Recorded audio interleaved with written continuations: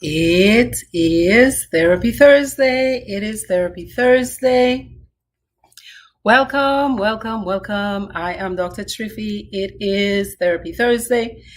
Every Thursday, if time and life permits, I show up and I attempt to offer some teaching or healing to whomever needs it. I want to welcome you tonight. I am grateful that you're showing up. When you come in, please share the live. If you have questions, feel free to type them in the chat and I will answer. We'll dialogue as we go through.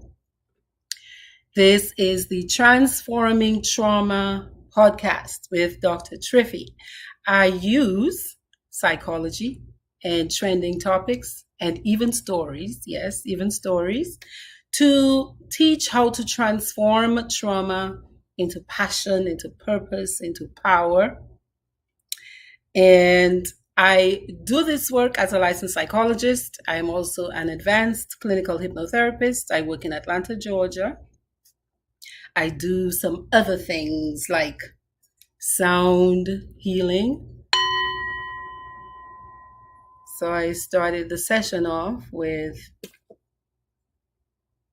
a Tibetan singing bowl. I want to encourage you to listen all the way through because by the end of tonight's session, I hope you learn how to create your own plan of action to make your own Cinderella story. Tonight, I'm talking about Cinderella. I think we've been missing a few hidden lessons in Cinderella. When I was a little girl, my oldest sister was a nurse, and she's at least 15 years older than I am. And she would work in the city and come home on the weekends, on some weekends. And so as a little girl, I couldn't wait for her to come home, Maggie Rivere. I couldn't wait for her to come home so I could climb into her bed and she could start telling us stories. And one of those stories, which most of us are familiar with, is that little fairy tale called Cinderella. So tonight I'm talking about Cinderella. As you come in, hit like, hit the follow button, share the live. Good friends share good things, so share the live. Type your questions and your comments in the chat, okay? And let's start. Tonight, I want to teach at least 5 best life lessons from Cinderella. How many of you remember the story of Cinderella? And if you don't, I want to refresh your memory a little bit, okay? So there once was a man who married twice. Men, be careful who you introduce your children to. His second wife was a snooty, snobby, stuck-up, not nice woman. And there's this dad with this teenage daughter from his first marriage, and he, as many men are wont to do, we fall in love with the physical. Men tell us often we fall in love with what we see first. So Dad fell in love with what he saw and brought this woman into his home to now raise his teenage daughter.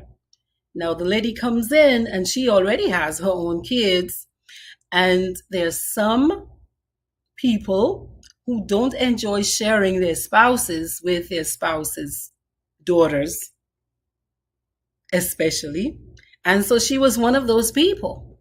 So Cinderella, as we know, was from a lovely mom who had trained this girl to be kind and gentle and sweet and loving and to do for other people. And there she is. She's got to now deal with this stepmother who has decided, I do not like you.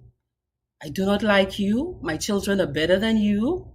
And I'm going to make sure you know you're not that special anymore. You're not that special anymore. So they start telling her, yo, you ashy girl. You know what a cinder is? Cinder is ashes. So they start telling Cinderella, you're an ashy girl. Huh? You know all that. Who do you think you are? We come first, and you've got to take care of us. You've got to do the stuff we don't enjoy doing because our mom is in this house and she's calling the shots. She is calling the shots because somehow your dad has decided he needs this woman. He needs this woman a lot. So he is not willing to necessarily stand up and fight for you, Cinderella. So, girl, you ugly, you're ashy. The first lesson I want to point out tonight is to watch out for what gets impressed upon your subconscious mind by other people. Watch what gets impressed on your subconscious mind by other people. The stepmother, the stepsisters, to me, are symbols of that subconscious mind where when we're not looking out, a lot of negative messages get put in. You're not that smart. You're not that good. You'll never amount to anything. I don't care how hard you work. You're not going to make it. Whatever ideas you think you have, that's never going to work. So why try? It's terrible out there anyway. Why would you try? Why would you try if you really listen to these sorts of messages being impressed upon your subconscious mind? Now look at it. Cinderella is already vulnerable. Those of you who are experiencing grief, you know how wide open and tender and raw you are when you're grieving. And so her mother's died. And she was probably hoping that this stepmom would have come in and would have been pouring some positive into her. Instead, shock, wake up, girl. No, no, no, no, no, no, no.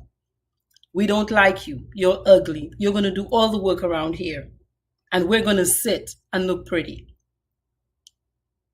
That second wedding of that dad was the ink was hardly dry on that marriage certificate. And that stepmother came into that house. She came into that house and she showed her true colors. How often do you see that? We think we know people and we bring them into our bosom, into our private, into our personal, into our sacred, before we've given ourselves enough time to learn people. And you know what? We pay the price. We pay the price. It's one thing to say, I want to be in love. I want to marry again. For those of you who are looking, I want a husband. I want a wife. I want a lover. But many people go for this first, the face. The face without having spent enough time to get to know a person. There's one teacher I hear, she teaches on relationships. Her name is Dr. Pat Allen. And she says this, she says, you better give a person at least 4 seasons before you decide to sign on any legal paperwork. Before you sign on a marriage certificate, before you sign on a loan, before you decide, yes, I'm going to buy the car with you. Yes, okay, your credit is bad, so I'm going to help you with your insurance. Wait a while until you get to know a person. Until you get to know a person. Because you might be inviting a monster into your life. You might be inviting a monster into your life and into the lives of your vulnerable children who are wide open and really looking for support. They're looking for adult input. And if you're not careful, you could reel people into your children's lives who could totally mess them up. So, Dad, Yes, might have been lonely. Yes, his wife just died. So, boom, he rushes out, and ink is barely dry on the marriage certificate. And she and her daughters and her daughters fall upon Cinderella. Fall upon Cinderella. So, now what does Cinderella have to fight to do? I think she's got to fight to watch what she accepts in to who she is or who she's known herself to be. That pressure from outside, when it's negative pressure, can be so overwhelming. And again, if you're in a state of vulnerability, you're going through grief and you're looking for connection, you're looking for support, you're thinking, yes, there are actually even girls like me. Yeah, I got people to hang out with and do things with. You still have to be cautious with how and who you let in. Okay? So let's keep going. So poor Cinderella has been assigned all the tasks of cleaning the house from top to bottom, serving her stepmother and her stepsisters on hand and foot. She decides, and I think she makes a decision to patiently bear everything. So she just says, yes. You want me to jump? How high? I jump. Okay. She does all the tasks. But of course, wouldn't you be horribly sad? Wouldn't you be horribly feeling alienated and alone? Because if this problem is persisting, that suggests to me that dad is not doing much to intervene, to speak up, to show up in his masculine energy, to express to his wife how he wants his daughter to be treated. So, second lesson from Cinderella. Before you can make a change, you got to face reality. You start with being realistic. You look at what's in front of you. And if you can make a change right then and there, yes. But sometimes you cannot. Sometimes you have to bide your time. Sometimes you have to bide your time. So that's the conscious mind to me. This is the part where in your reality, you see what you can do, what you cannot do. You do the best you can. You scope, you do an assessment and see, well, at this point, I don't have a place to go. I'm 17 years old. I don't have the resources to get a home of my own. This is my father's house. And he's the one who's decided that this lady and her kids have to come into this house. So I've got to go along with the program for now. I got to go along with the program for now. So you got to feel what you're feeling. It hurts like the bejesus, I'm sure. Feel what you're feeling, but you still have to face it. You got to face it and move through it. It hurts. It hurts. And the temptation to feel sorry for yourself, let me tell you, is high. It is strong. Look, I have a feeling that this Cinderella story, it called to me because like last week, I was feeling a little bit of self-pity. Honestly, I was feeling like life was picking on me. I was feeling a bit like I was like, life, you're doing a little bit too much right now. I need you to back up off a sister. Yeah. And I was feeling a little bit like Cinderella, you know? But you still have to turn your head around, breathe, breathe, center yourself. Yeah. Center yourself and come back to reality. Make an assessment of what's in front of you. What you can fix right now, you fix. What you cannot fix yet, you don't fix yet. But that doesn't mean you're ignoring what's painful. You're not ignoring it.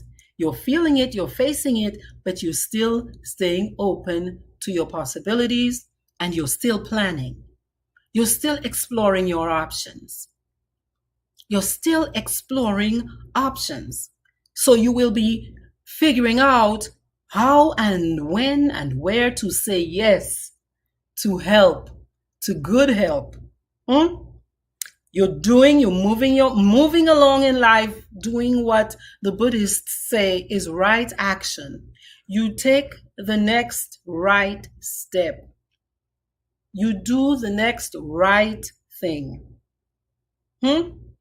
So you're practicing being your authentic self. It hurts, but whoever it is I know myself to be, if I know myself to be a courageous person, if I know myself to be, in my mind, a good, a righteous person, I don't need to come out of myself. Although the circumstances around me are so out of the ordinary and so painful. So face reality. That way you can make a better plan. And you will know what you're missing, so you'll know when to say yes. Or you'll know this is an opportunity when an opportunity presents itself. Where I'm right. Yes, I'm going to say yes to this because I've already done an assessment and I know where I'm weak. I know what I need. Okay? Jackie, good evening, Jackie. You said you were a beautiful Cinderella. Oh, you were a beautiful Cinderella. You love your dad. You didn't agree with all he did, but you enjoyed the moments you spent with him and the positivity. Dad is being a wet blanket. Yeah, dad is being a wet blanket. There's some dads, I think many, there's some men, there's some husbands who try to stay uninvolved. Try to get as, like this. I think many men think it's the woman's job to raise, especially girls. So they think, well, a woman might know better than I do how to raise a daughter. So let me run off and get married to any woman who says yes to me, or any woman I think on the outside looks really cute. Yeah, we could make a go of it without having spent enough time to really investigate the person that you're going to bring into your children's lives, who is going to have such an impact, positive or negative. Positive or negative. Jackie, you say dad is wearing the ladies' pants in the case of the negativity towards the child. You've got to protect your children at all costs. You've got to protect your children at all costs because they're vulnerable. They are vulnerable. And again, I do think some of these problems might be avoided if we really invest more quality time when we're dating people, when we're investigating people to become our life partners. More time. We need a little more time to get to know each other before we trust, especially if you have children by somebody else. This is human nature you're dealing with. Human nature. I am talking to those of you who are step parents. Be honest. Be honest about it. Does it take a little time before you really connect to your stepchild?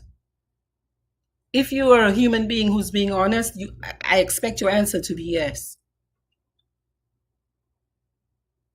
I mean, this child wasn't raised by you. You didn't bear the child. This child is a stranger until you get to know each other.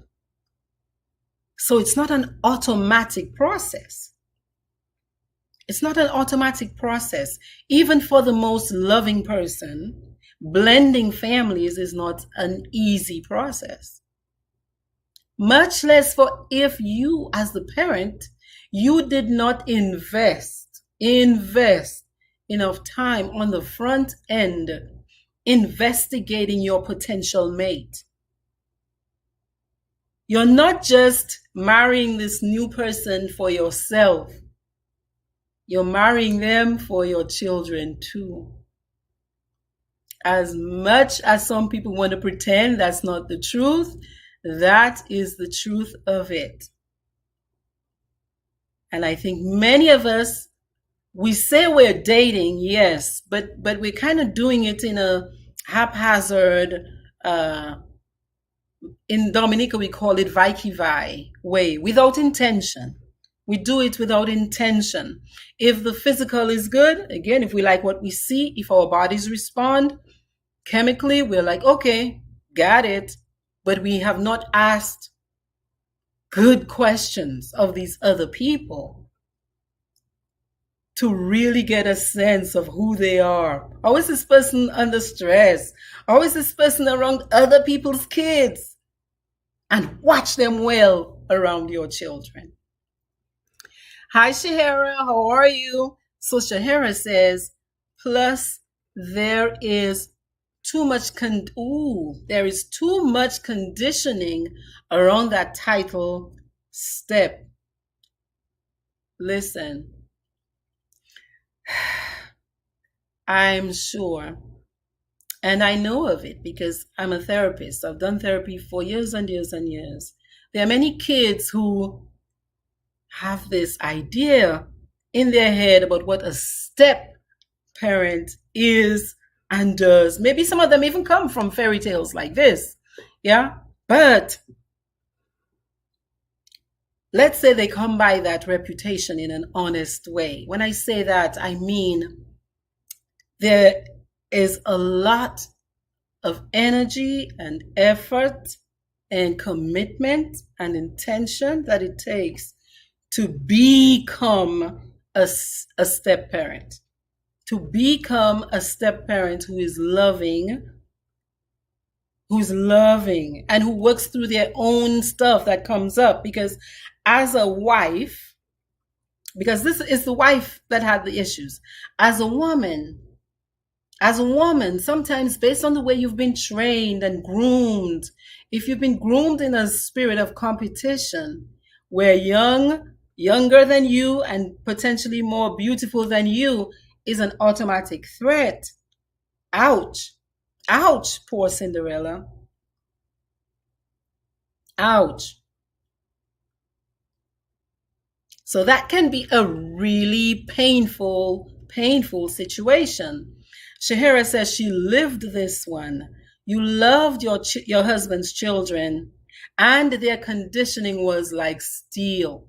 It is like steel because it's an energetic thought form. And these things are so hard to dislodge because they seep down. They get impressed, like stamped on the subconscious mind. They get stamped. And it takes a lot of work and a lot of time. And sometimes that shift never even ever really happens in the blending of families. Yes. It's a wall. It's a wall.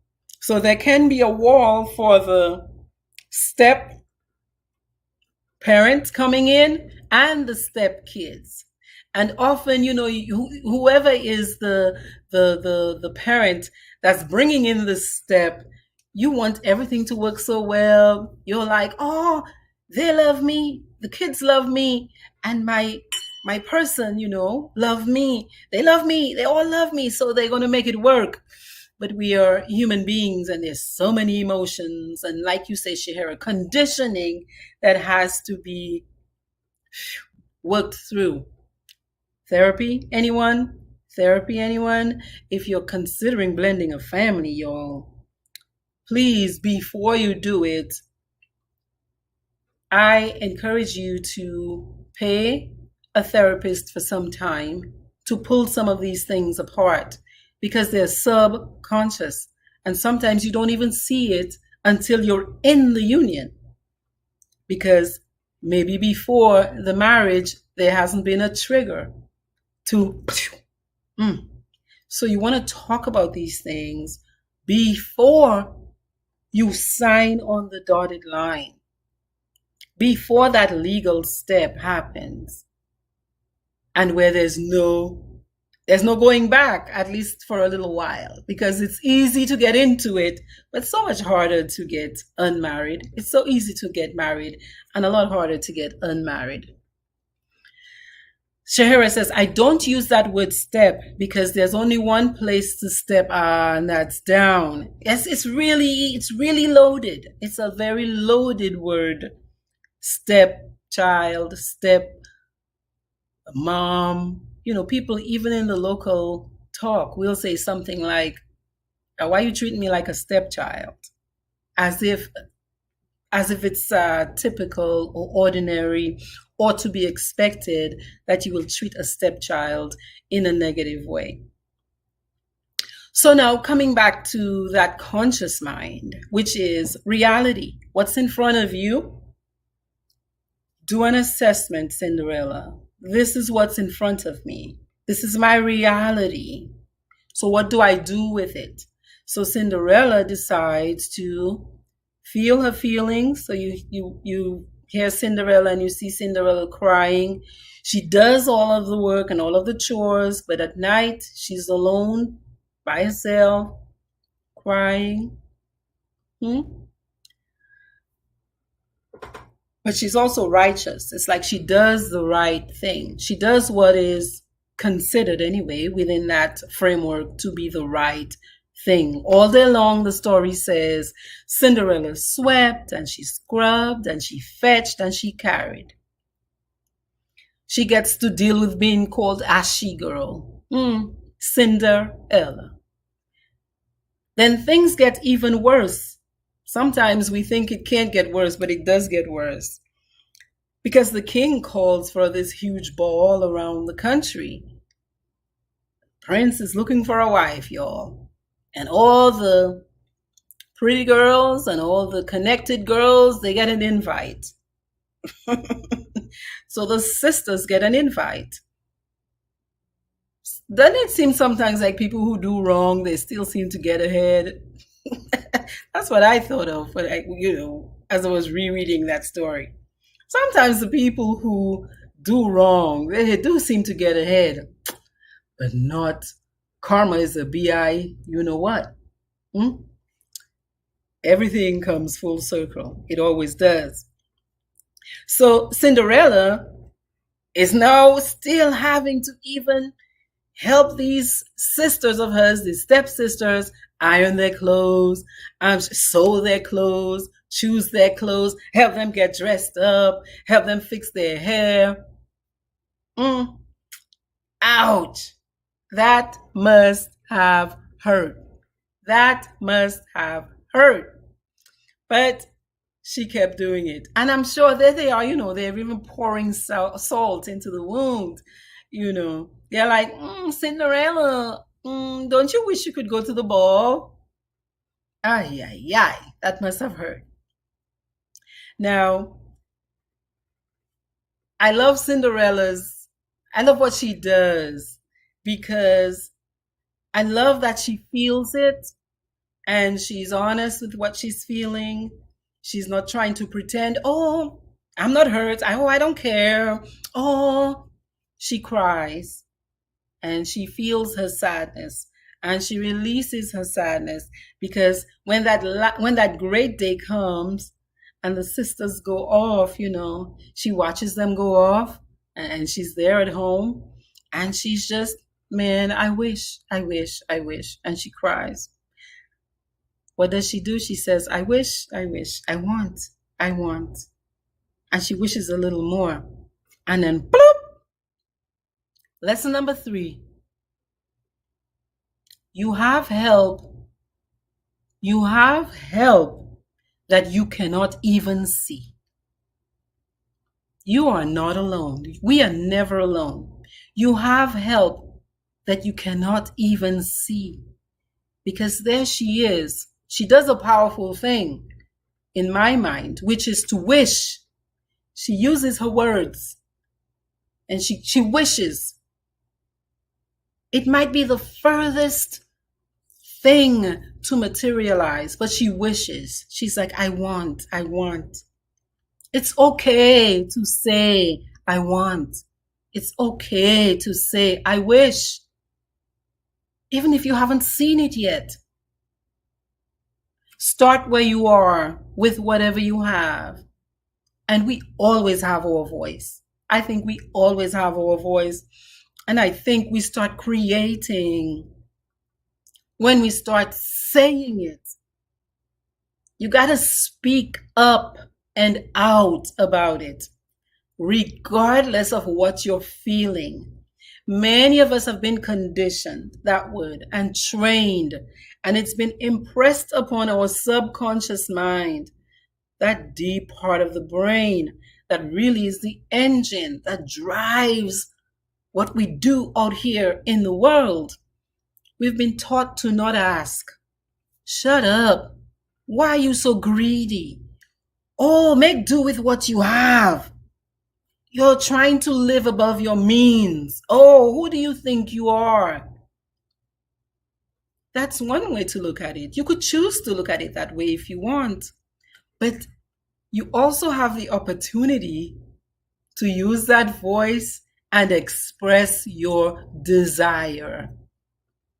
Your desire, what you want of your sire. Desire. When I break down that word desire, it's like desire. De is of. Sire is king, man, God. Ask of your higher self, your higher power, what you wish for. Put it out there. What do you have to lose?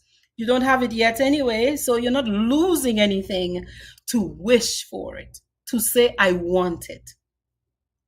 I think that is the super conscious. That's that divine plan situation we have going on. Because for Cinderella, what happens when she starts saying, I wish, I want? Yes, what happens? The fairy godmother shows up.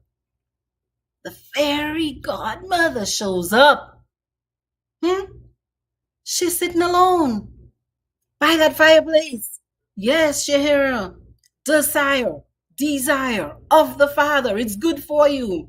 Your desires. If you're Christian, your good book tells you that your sire will give you those desires of your heart, those wishes. And you have a right to wish for what you want. You don't need anybody's permission to wish for what you want, because you didn't come here to create somebody else's life. You came to create your life. And each of us, each individual has their own inner desires. And that's okay. What I'm encouraging you to do more of today is to speak it out loud. I wish for, I want. It is okay. So the fairy godmother shows up. The little mouse comes and says, hey, don't fret. The fairy godmother is outside. And she says that you shall go to the ball. That fairy godmother, she says, you shall go to the ball. You get a car. You get a car. You get a car. You get a car.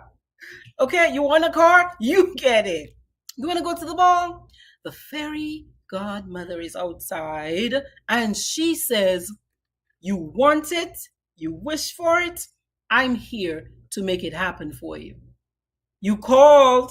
Here I am. You shall go to the ball. Like I just love this. I love the call and the response. I love the Cinderella in there feeling like just the lowest of the low, and still having the gumption to say, I wish, I wish, I wish, I want, I want, I want. Your want, your wish is a truth, you know. Something you want is always true because it's what you want. It's a truth. So whether or not you speak it or you don't speak it, It's still true, isn't it? Because your want is your want, your wish is your wish. The thing is, life has formulas. Life is about cause and effect. It's a law of the universe. Cause and effect. You gotta call if you want a response. You have to call if you want a response. Don't be sitting on the bed, in the house. Oh, I want it. You're afraid to open your mouth. You're afraid to ask. You don't believe you deserve to even ask, much less to receive. But again, I promise you, even if it feels uncomfortable to ask, to wish, to want, because you've been taught that you're not supposed to, or you've been disappointed so many times, you've been traumatized really into thinking, I ought not to ask because I never get. I'm saying,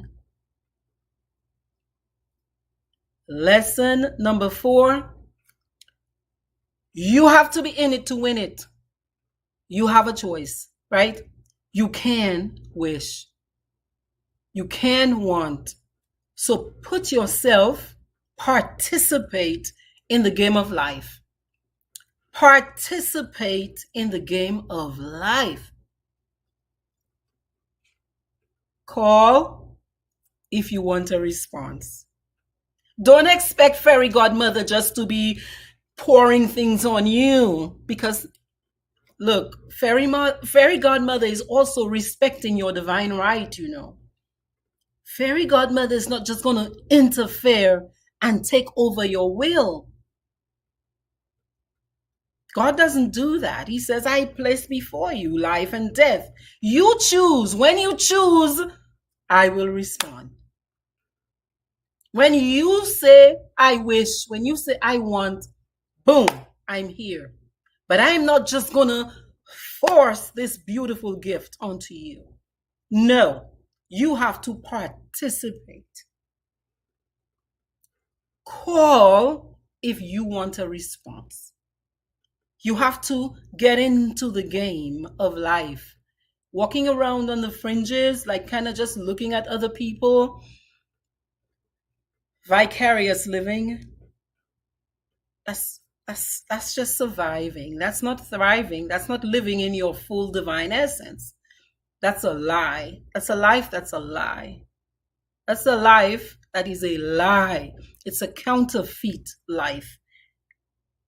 That life where you just want, I want it so badly. I want this so badly. I want to create this experience for myself so much. But I'm mum about it. If you want to change that reality, after you accept it as what's really happening, be honest, this is what's happening. After you accept it, commit. I want, I wish. In spite of this that I'm seeing in front of me, I still want. Because you must call and you must participate. And what's life going to do? As in this Cinderella story, you know the rest. Life has already made provision for you. Look, I cannot say to you how many times I've seen this happen for me. But I promise you, if I don't say I want or I wish, it just stays out there somewhere. I don't know where it is. Some other teacher will be able to help us understand where it stays. But it stays out there in the ether, in the potentiality of life.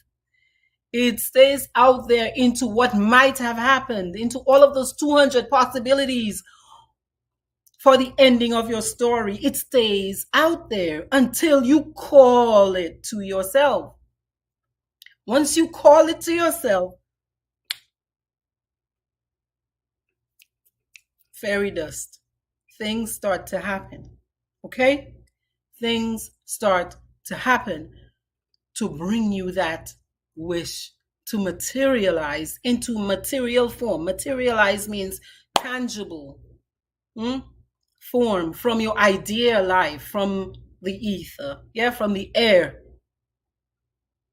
I just want to, I think for many of us, the thing is to realize that it's okay to want that thing out there in the space of your mind.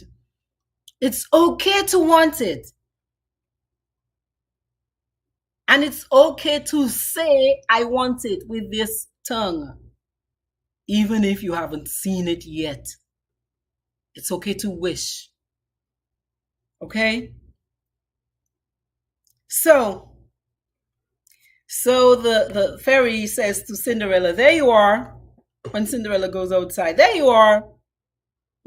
Cinderella is taking steps now. She's not just, she's stood up from that little corner she was sitting in. She stands up and she starts taking action. She starts saying yes, huh? Fairy says to her, now you can go to the ball. Aren't you pleased? I mean, wouldn't you be happy? That thing you wanted? Yes, of course, Cinderella says. But she goes back into that subconscious of hers. She says, but how can I possibly go to the ball in these wretched rags?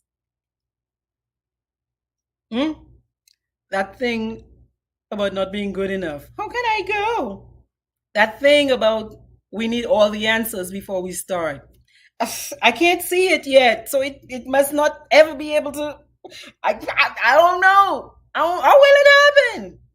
You don't have to have all the answers when you start. You don't have to have all the answers when you start. Okay? So fairy godmother just is like, all right, girl, I got you. Psh, girl, come on. Story, fast forwards, Cinderella is at the ball. Eh? That ball really is Cinderella's destiny. Her destiny. She's there. Lesson number 5. That divine plan is always available. It's always accessible. But we got to take some chances. You have to take a chance. You have to take a chance. You have to take a chance. So Cinderella goes to the ball, dances up a storm with the prince. Because again, that's her destiny. But remember, if Cinderella doesn't say, I wish and I want, she never gets to that ball. She never gets to that ball. So of course, she follows the rules. Because remember, the fairy said, hey, midnight, stroke of midnight, you got to come back home. You got to trust me still. Leave that pretty clothes and the pretty slippers once you see midnight hits. Trust me. Trust that divine plan. You don't have to see everything. You don't have to see everything. You don't know what's coming around the bend. You don't know what has to happen so that this has to happen. So you gotta go with it. You gotta go with it. Okay? So next day, Cinderella, of course, she loses her slipper in the ball. And next day, what happens? Divine plan. Of course, the prince is like, I need to see this girl. I found my woman. I found my girl. And I got the slipper. So he goes out. And what is yours is yours. What is yours is yours. Of course, the stepsisters in Dominica, we say, ou devant qu'on tete. They present themselves as if, and knowing full well it does not belong to them. Knowing full well they are out of order. They try to deceive, they try to lie their way into the slipper. But what is yours is yours. That's why you have to wish, you know. That's why you have to wish for it. Because if it's yours, it's yours. Are you hearing me? That's why you must wish for it. What is yours because everybody else tries the slipper. And until they come to Cinderella, it does not fit. That podcast you're waiting to start, Oh, I'm afraid everybody else is on the podcast and they're doing their social media content, and uh, who's going to listen to me? Your people will listen to you. The people who have to hear what you have to say will listen to you. That book you need to write, oh my God, I can feel it in my belly. I got to do it. I got to do it. There's so many books out there on the same topic. Who's going to read it? That's not your business, really. Your business is that wish, materializing the wish you have. Calling so that you can allow fairy godmother, divine, to respond. That's your job. So, what I'm saying tonight is I don't know where you are, who you are. I don't know if you know how to start. I don't know if you know where to start. I don't know if you even believe you deserve to start or you're worthy of starting. That's not my business. My job is to tell you to wish for it. That's my job. So I have to listen to my instructions. My instructions are to tell you to open your mouth and wish for it. Make your call so that you give the universe, you give God, you give life an opportunity to respond. And there will be provisions made for you along the way. That part is not your business. That part is not your business. It's not. Look, I'm a little girl from a little village on a little island that people still don't know where I'm from. When I tell them I'm from Dominica, they still ask me if I'm from Santo Domingo. No, mommy. I love the Dominican Republic, pero poquito español, mama. Poquito español. I can't speak much Spanish. I speak English and a French Creole from a completely different little island that very few people know about. So I'm a little girl, smart little girl, shy little girl, with many wishes. So shy. Look, y'all, I'm telling you guys, you don't want a daughter as shy as I was. You would take her to me. You'd say that little girl needs a therapist, okay? Who had to learn how to call, learn how to ask, learn how to wish for those secret desires of mine, to see them materialize. And a lot of them, like right now, I can look back on my life and I can say, I don't even know how that happened. But I know I had to call and I had to wish first. I had to wish and use this. Learn to use my words to ask for what I want. So I'm offering you this tonight. Some of you already have copies of this. So this is one of those wishes fulfilled for me. Yeah? When you're a little girl and you read 10 books a night by candlelight because you love reading so much, you want to write things. So I wrote these 2 books. I didn't know how to write a book. Like, who knows how to write a book before they start? But I had to use this to call so that I could get the response. Okay? I really don't care what it is you want to create. You and I don't have the same wishes and wants. Your wish doesn't have to fit into anybody else's rules or categories because they don't live inside of you. Okay? They don't live inside of you. You have to make your wish known. And then you will see, I promise you, you will see life rush up to help you manifest, materialize those wishes you have in the air in your imagination. So these books are available because in the books, I use my story, to teach you these psychological principles that you must use, I think, to make things happen. Because that's what worked for me. That's what worked for me. You want to hear some of the principles? The first one is to start. You're not going to get anywhere if you don't want to start. You can keep it up here in the imagination all you want and build castles in the sky. Start wherever you are. Start. Start. Start wherever you are with whatever you have. Because you'll start realizing what you need. Like Cinderella. I wish. But look, I got some raggedy clothes. Okay?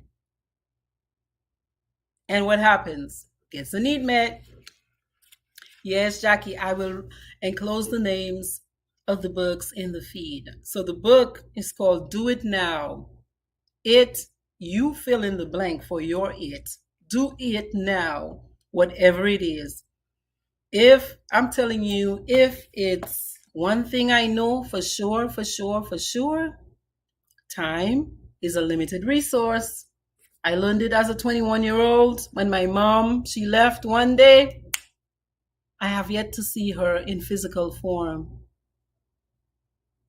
Okay, at 21. So from 21 to what? I'm 52 now. So I understand about time being limited. Last year, my kid's dad, young man, young and spry. Look, one day he's here, the next he's not. Time is limited. My fiance, December, don't talk about that one. Time is not yours. So stop dilly-dallying. Like, stop messing around with your life. Like, stop it already. Like, who you doing that for? I don't think it's for you. It's not for you. Stop wasting time. And yes, you can waste time. I think we can waste time.